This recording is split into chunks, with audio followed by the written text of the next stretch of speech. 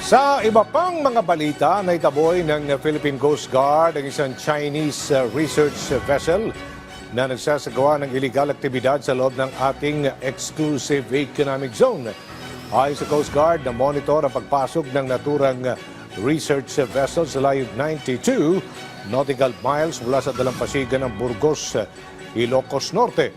Agad na ipinadala ang BRP Teresa Magbanwa at isang aircraft ng Philippine Coast Guard para i-monitor, i-challenge at i-escort ang naturang barko.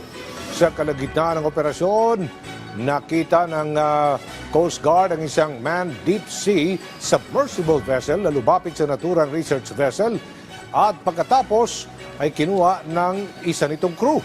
Ang naturang submersible ay ang Shanghai Yongxi na kaya mano magsagawa ng deep sea exploration at scientific research hanggang sa mailalim na 4,500 meters.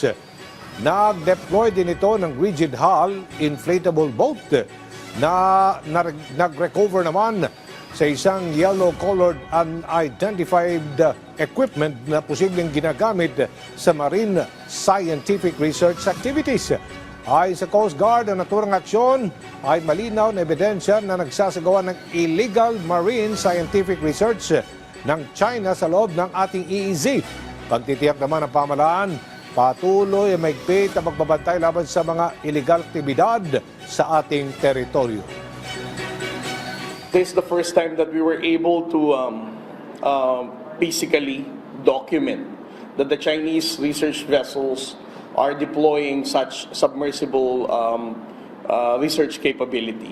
Para sa akin, ang nakakabahala lang is because it has the capability for deep sea mapping which can be used for submarine deployment as well.